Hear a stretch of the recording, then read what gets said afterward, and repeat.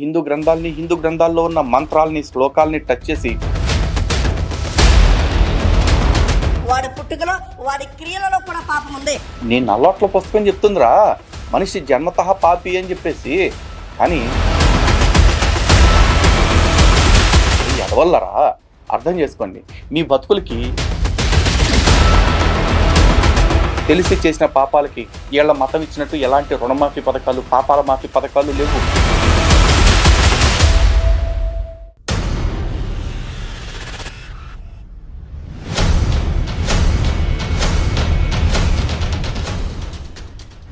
హిందూ బంధువులందరికీ జై శ్రీరామ్. ఏదైనా హిందూ గ్రంథాల గురించి వక్రీకరించి చెప్పాలన్నా, లేదంటే వాళ్ళ మతాన్ని గ్లోరిఫై చేసుకోవటం కోసం ఏదైనా మతాన్ని కించపరచాలన్నా ఈ క్రైస్తవులు సిద్ధహస్తులు.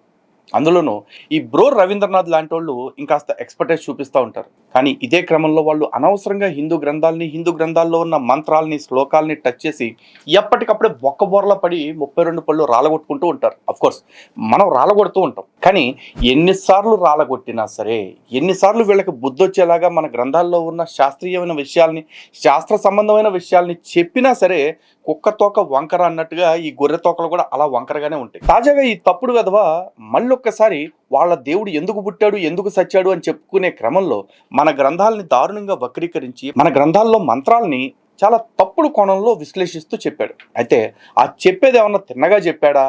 అఫ్కోర్స్ తిన్నగా చెప్తే తప్పుడు అని ఎందుకంటారండి. ఇంతగా తప్పుడుతనంగా ఏం చెప్పాడు అనేది ఒక్కసారి ఈ చిన్న వీడియోలో మీరు చూడండి. ఎందుకు దేవుడే నరవతారిగా దిగిరావాలి? ఇదే చాలా మందికి ఉన్న ప్రశ్న. కారణం ఏంటో తెలుసా? పాపాత్ముడైన మానవుడు పరిశుద్ధమైన దేవుని దగ్గరికి చేరుట అసంభవము. ఒకవేళ చేరాలంటే మానవుడిలో కావాల్సింది పరిశుద్ధత. ప్రతి మత గ్రంథము కూడా చెప్తా ఉంది కదా, ఏ నరుడు కూడా పరిశుద్ధుడు కాడు, వాడి పుట్టుకలో వాడి క్రియలలో కూడా పాపం ఉంది. వేదాలు అంగీకరిస్తా. నువ్వు ఏ మత గ్రంథం చదివావని ప్రతి మత గ్రంథము చెప్తుంది కదా మానవుడు జన్మతః పాపి అని అంటున్నావు కదా. నీ నల్లోట్ల పుస్తకం చెప్తుందిరా మనిషి జన్మతః పాపి అని చెప్పేసి. కానీ సనాతన గ్రంథాలు మనిషి జన్మతః పాపి అన్న విషయాన్ని చెప్పట్లా. అమృతస్య పుత్రః అని చెప్తుంది మనుషుల గురించి. అంటే మనిషి అమృతపుత్రుడు, వాడి పుట్టుక భగవంతుడి అనుగ్రహంతో జరిగింది, అంతే తప్ప పుట్టుకతో వీడు పాపి అని చెప్పి ఎక్కడ చెప్పలా. కానీ ఇక్కడ వీళ్ళు ఏం చెప్తారు అంటే, యాని కానిచ పాపాని జన్మాంతర కృతానిచ తాని తాని ప్రణశ్యంతి ప్రదక్షిణం పదే పదే పాపోహం పాపకర్మాహం పాపాత్మ పాప సంభవ త్రాహిమాం కృపయా దేవ శరణాగత వత్సల అన్యథా శరణం నాస్తి త్వమేవ శరణం మమ. ఈ మంత్రాన్ని పట్టుకుని వచ్చేసి ఇదిగో మీ గ్రంథాలు చెప్తుంది రా మీరు పుట్టుకతో పాపులని పాపాత్ములని అని చెప్పేసి అంటాడు. మరి ఎదవల్లరా అర్థం చేసుకోండి, మీ బతుకులకి సింగిల్ జన్మ, సింగిల్ గాడు, సింగిల్ బుక్కు, సింగిల్ సొంటికాయ గాళ్ళు. కానీ మేము సనాతన ధర్మాన్ని నమ్ముతున్న వాళ్ళం, పునర్జన్మ సిద్ధాంతాన్ని, కర్మ సిద్ధాంతాన్ని నమ్ముతున్న వాళ్ళం. కాబట్టి ఈ జన్మలో మాకు జరిగే ఏ కష్టాన్నైనా సరే, నష్టాన్నైనా పూర్వజన్మ తాలూకదో లేకపోతే ఈ జన్మలో చేసుకున్న కర్మల తాలూకు ఫలితంగానో మేము అనుకుంటాం. అందువలన ఏ జన్మలో ఏ పాపం చేసుంటామో తెలియదు. పుణ్యాలే చేసి ఉండొచ్చు, పాపాలే చేసి ఉండొచ్చు. కానీ పుణ్యాల వల్ల వచ్చే భోగాన్ని గురించి ఎక్కువ బాధపడరు ఎవరు. కానీ ఏదన్నా కష్టం వస్తే దీనికి కారణం బహుశా ఏదో పాపం చేసుంటాము అన్న స్పృహకు వెళతారు. కాబట్టి వాళ్ళు పూర్వజన్మ కృతం పాపం అన్నట్లుగా ఆలోచించుకుని ఎందుకైనా మంచిది అని పరమాత్ముడిని వేడుకుంటారు. ఎందుకంటే ఏదైనా సరే మన స్థాయిలో లేనిది, మన చేతుల్లో లేనిది పరమాత్ముడికి సంబంధించి పరమాత్ముడి ద్వారానే జరుగుతుందని నమ్ముతున్నాం. కాబట్టి ఆ దేవుడికే మొరపెట్టుకుంటూ, ఒకవేళ నేను గత జన్మలో ఏదన్నా పాపం చేస్తుంటే, ఆ పాపం వల్ల ఈ జన్మ ఎత్తి ఉంటే, ఆ పాపానికి సంబంధించి ఇంకేదైనా ఫలితాలు నేను అనుభవించాల్సి ఉంటే దయచేసి నన్ను నీవే రక్షించు. త్రాహిమాం కృపయా దేవ, నా పట్ల కృప వహించి నన్ను రక్షించు. అన్యథా శరణం నాస్తి త్వమేవ శరణం మమ. నాకు ఇంకా వేరే శరణాగతి లేదు, వేరే దిక్కు లేదు, నీవే నాకు దిక్కు, నేను నీకు కంప్లీట్గా శరణాగతి చేస్తున్నాను అని కోరుకుంటాం. అంతేగాని హిందూ గ్రంథాలు ఎక్కడ పుట్టుకతో మనిషి పాపి అని చెప్పలా. అలాంటి పాపిష్టి మాటలు మాట్లాడింది ఏదన్నా ఉంది అంటే నీ నల్లోట్ల పుస్తకం రా పంది. వేదాలు అంగీకరిస్తా ఉన్నాయి. యదాహ్నాత్ కురితే పాపం తదాహ్నాత్ ప్రతిమృత్యుతే.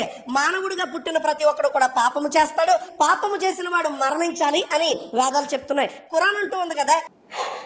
అరే నువ్వు ఖురాన్ గురించి చెప్పుకుంటావు, నీ నల్లోట్ల గురించి చెప్పుకుంటావు, చెప్పుకో. మధ్యలో వేదాల గురించి ఎందుకు నీకు ఆకుతూ తా అంటే తూరాదు తుప్పర్ సన్నాసి. పైగా ఆడేదో మంత్రాన్ని చెప్తున్నాడు, మళ్ళీ చూడండి. యదాహ్నాత్ కురితే పాపం తదాహ్నాత్ ప్రతిమృత్యుతే.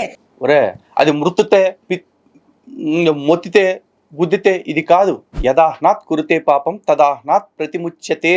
యద్రాత్రయా కురితే పాపం తద్రాత్రయా ప్రతిముచ్యతే. ఇది మంత్రం. ఇది కృష్ణ యజుర్వేదంలో ఉన్న మహానారాయణ ఉపనిషత్తులో ఉన్న మంత్రం. ఇది ఎందుకు చెప్తారో తెలుసా? సంధ్యావందన విధి కలిగిన వాళ్ళు ఎవరైతే ఉంటారో ఆ సంధ్యావందన విధి కలిగిన వాళ్ళు 3 పూట్ల త్రిసంధ్యలు ఆచరించాలి. అలా ఆచరించడం వల్ల ఏం జరుగుతుంది అది చెప్పే ముందు ఒకసారి వీడేం చెప్పాడో వినండి, దానికి అర్థం.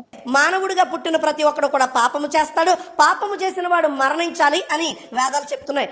ఒరే దరిద్రుడా, ఇది ప్రతోడు పాపాలు చేస్తాడు, పాపాలు చేసిన ప్రతోడు చచ్చిపోవాలని వేదం చెప్పట్లా. వేదం ఏం చెప్తుంది? యదాహ్నాత్ కురుతే పాపం తదాహ్నాత్ ప్రతిముచ్యతే. ఆహ్నాత్ అంటే పగలు. ఎవరైతే పగటిపూట తెలియక చేసే పాపాలు ఉంటాయో ఆ పాపాలు సంధ్యావందనం చేయటం ద్వారా పగటిపూట పాపాలు పగటిపూటే తొలగిపోతాయి. దీనికోసం ఎవడో వచ్చి కుక్క సాగు చావాలి, ఎవడో వచ్చి చెక్కల మీద చావాలి అని మాకు చెప్పట్లా. చాలా సింపుల్ సొల్యూషన్. నీకు అక్కడికి వచ్చేసి ఎవరన్నా నరబలు ఇవ్వలేమో, ఎవడో రక్తం తీసి బ్లడ్ బ్యాంకుకి డొనేషన్ ఇచ్చినట్టు అలా వీధుల్లో చిందాలేమో. మాకు అక్కర్లేదురా. సంధ్యావందనం చేసుకుంటే చాలు. అంటే నీ కర్తవ్యాన్ని నువ్వు పాటిస్తే చాలు, నీ విధిని నువ్వు పాటిస్తే చాలు. నువ్వు ఏదైనా తెలియక చేసిన పాపాలు ఉంటే, అంటే ఉద్దేశపూర్వకంగా చేసిన పాపానికి సనాతన ధర్మంలో ఎప్పటికీ నిష్కృతి లేదు. మీలాంటి గోసిగాళ్ళని తీసుకొచ్చి ఒకరిని కాదు 100 మందిని బలిచ్చినా సరే ఆ పాపాలు పోవు. దాని ఫలితం వాడు అనుభవించాల్సిందే. కానీ అనుకోకుండా తెలియక చేసే పాపాలు కొన్ని ఉంటాయి. ఉదాహరణకి మనం నడుస్తుంటే కొన్ని జీవులు చనిపోవచ్చు, మనకి తెలియదు, ఆ విషయం మనం నోటీస్ చేయం. అలాగే మనం నిత్యం గాలి పీల్చి వదలటం వల్ల కొన్ని క్రిములు, కొన్ని జీవులు చనిపోవచ్చు.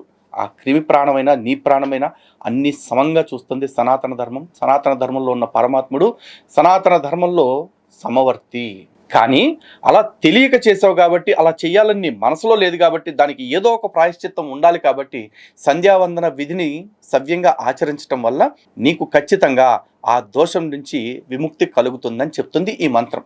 అలాగే ఆ తర్వాత ఏముంది? యద్రాత్రియా కురుతే పాపం తద్రాత్రియా ప్రతిముచ్యతే అని చెప్తున్నారు. అంటే రాత్రిపూట తెలియక చేసే పాపాలు ఏవైతే ఉంటాయో, యాజ్ యూజువల్ ఇందాక చెప్పినట్లే, ఏదైనా పడుకుని డొర్లుతున్నప్పుడు కొన్ని జీవాలు చనిపోవచ్చు, లేకపోతే ఏదన్నా రాత్రిపూట వేరే కార్యక్రమాలు నడుస్తూ ఉండటం వలన, లేకపోతే చీకట్లో తెలియకనో ఏదైనా జీవాలను చంపేయచ్చు. ఇవే కాకుండా కొన్నిసార్లు అనుకోకుండా కొన్ని అబద్ధాలు దొరుకుతూ ఉంటాయి. అబద్ధం చెప్పాలన్నది ఇంటెన్షన్ కాదు, కానీ సరదాలు లేకపోతే చెలోక్తులు చేసే సమయంలో కొన్ని అబద్ధాలు చెప్తాం. అసత్యం ఏ పరిస్థితుల్లో చెప్పినా అసత్యమే అంటుంది సనాతన ధర్మం. కానీ ఆ అసత్యం వెనకాల ఉద్దేశం ఏంటి? అది ఇంకొకళ్ళ ప్రాణం నిలబెట్టదన్నా, లేకపోతే ఇంకొకరిని కాసేపు ఎంటర్టైన్ చేయడానికన్నా చెప్పింది అయ్యుంటే గనక, అది నువ్వు చెడు ఉద్దేశంతో చెప్పలేదు కాబట్టి దాని నుంచి నీకు నిష్కృతి ఉండాలి. కాబట్టి యద్రాత్రియా కురితే పాపం తద్రాత్రియా ప్రతిముచ్యతే అని కూడా చెప్పారు. ఇక్కడ కేవలం సంధ్యావందన విధిని సవ్యంగా ఆచరించడం వల్ల మాత్రమే నీకు ఇటువంటి పాపాలన్నిటి నుంచి విముక్తి వస్తుంది అని చెప్తుంటే, ఎవడో కోన్కిస్క గొట్టంగాడు వచ్చి నా కోసం రక్తం చిందించాడు, మాంసం చిందించాడు, కైమ కొట్టించాడు అంటే ఇది ఎక్కడ దరిద్రం రా? పైగా ఎంతోటి దానికి వేదాలు అంగీకరించేసే. ఎవడురా అంగీకరించింది? ఎవడు చెప్పాడు నీకు? నియమం మొగుడు చెప్పాడా?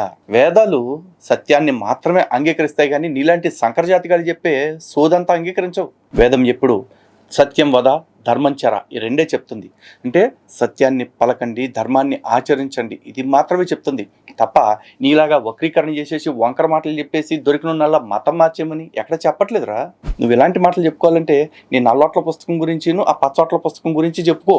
వేదాంతి ఎప్పుడు కూడా స్ట్రైట్ ఒకటే దారి ఉంటుంది. అందుకే వేదం ఇన్ని లక్షల సంవత్సరాలైనా సరే, నీ లెక్కల్లో చూసుకుంటే వేల సంవత్సరాలు అంటావు కదా, వేల సంవత్సరాలైనా సరే సనాతన ధర్మం, సనాతన ధర్మానికి పునాదులైన వేదాలు ఒకే మాట ఒకే బాట అన్నట్టుగా వెళ్తూ ఉంది. అటువంటి వేదాల గురించి ఎవడైనా వక్రీకరణ చేసే ప్రయత్నం చేస్తే నిజంగా చెప్పులు తీసుకుని తన్నండి.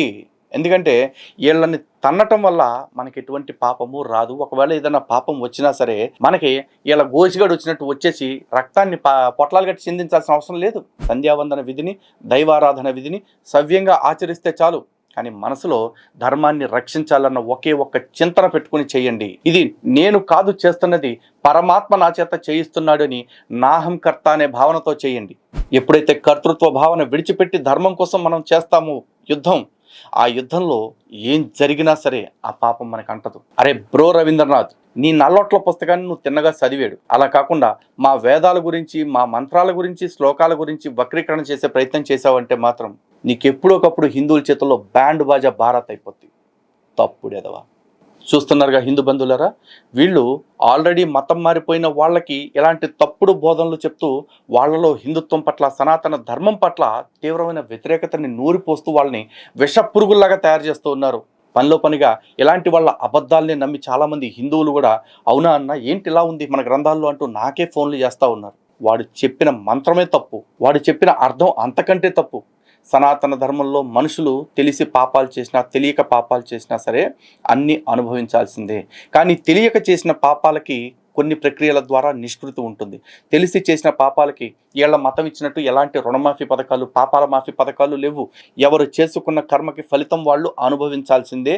ఇది ఈరోజు నేను చెప్పినా, గతంలో ఋషులు చెప్పినా, మధ్యకాలంలో గోసాయిలుగా వచ్చిన బైరాగులు పాటల్లాగా పాడుకుంటూ చెప్పినా ఈ సత్యం ఎప్పటికీ మారదు.